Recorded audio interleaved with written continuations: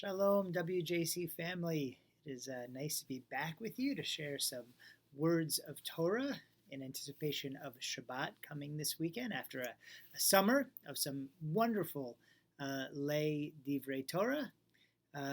This week in Shul, we will be reading Parshat Tavo, coming towards the end of the Torah, the end of Moshe's great sermon, as he's given instructions to all of these folks.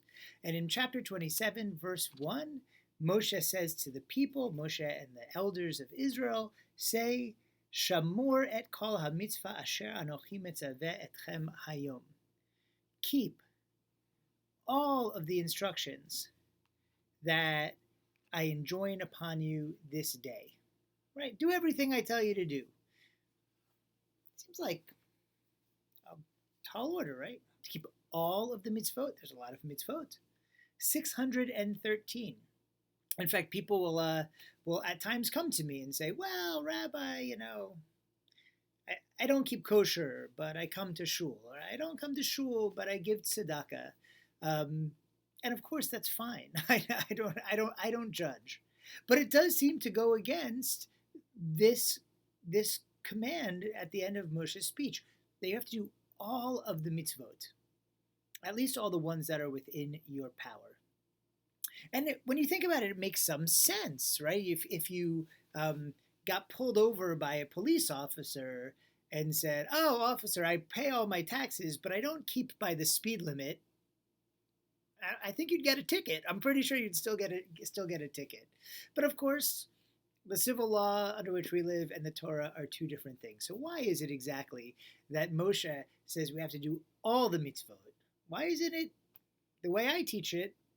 Any mitzvah that you do is worth doing, is a chance to connect with God. But here the Torah seems to say you have to do all the mitzvot, or at least try to do all the mitzvot. And I think there is something to be said for this idea that when it comes to Torah, when it comes to our Jewish practice, when it comes to our relationship with God, that we have to be all in. Right? If we really view Torah and the teachings of Torah as a way to relate to God, which is what they are. God gives us these guidelines like a parent would give us guidelines. And, if we don't follow them, if we're not all into the relationship will suffer. Right? If, for example, a relationship with a spouse, right? You can't go to your life partner and say, oh, I'm keeping by supporting the household, but I'm not keeping by being faithful, or I'm keeping by being faithful, but I'm not keeping by taking care of our joint property or whatever. Like you're in or you're out, right? It's almost as if Moses and God are saying here, you're in or you're out. And the point of my drush is not to say that you have to do every mitzvah or your relationship with God will be ruined or you're not doing right by Judaism. The point is that if we're interested in a relationship, we try and do more. When we say, I hold by this, I don't hold by that, I do this, I don't do that, what we're really saying is, I put this relationship about at this level. I'll do this, but I don't know, I'm not going to do that. That's beyond my priority. And the Orchot Tzadikim, a Musar commentator, teaches about this idea, right? When we do a mitzvah, when we think about a mitzvah, we shouldn't think about how much the mitzvah matters, but rather how much the one whose command we're following matters. And he gives a parable. He says, picture a king who has two servants. And to one he says, I'm very thirsty. Please bring me something to drink, something the king really needs. And to the other one, he gives some petty, task that doesn't really seem to be important to the king. And he says to both of them, do this, or I'm cutting you off. I'm excommunicating you. You're out of the kingdom. Both of them have to do the thing. The one who doesn't see the purpose of it, why should I go get this thing? Okay, the king's thirsty. If he asks me for a glass of water, I get him a glass of water. but the king asked me for a broom. The king's not going to sweep, so why should I bring him a broom? When he doesn't show up with that broom, he's going to find himself excommunicated, because it's not the task that is placed upon the servant that's important. It's the relationship with the one who is giving the mitzvah that's important.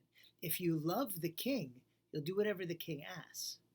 And so too, if we love God, we'll do whatever God asks. Or at least try. Look, we can't do it all. I know we can't do it all.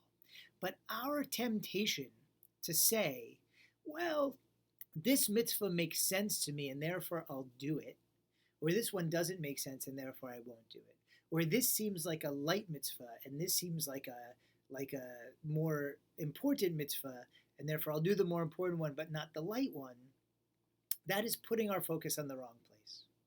The focus shouldn't be on the practice, how light it is, how difficult it is, how much it's in our way, how much it's not, how well we understand it, or if we don't understand it at all. The point should be how much we value God and the relationship with God.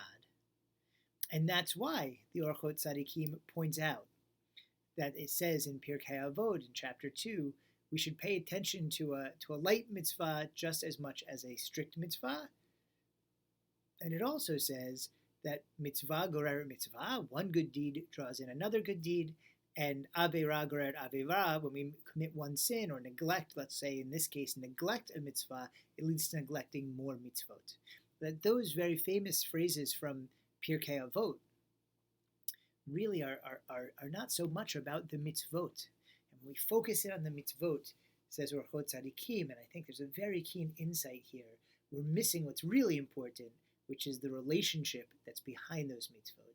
And just like in our relationship with our civil country in which we live, and just like our relationship with our spouses or our parents or our children, it's not so much the rules as it is the relationship. So too in our relationship with God, we should strive to do kol ha-mitzvot, all the mitzvot, as it says in chapter 27 of Deuteronomy, as it says in Tavo, not because the mitzvot matter so much, but because God, the one who gives us the mitzvot, who gives us this guidance, matters so much. When we concentrate on those little things, we will reap the benefits of a big relationship. May we all feel that closeness with God and with our community and with Torah and with mitzvot as we prepare for Shabbat and the week ahead. Shabbat Shalom.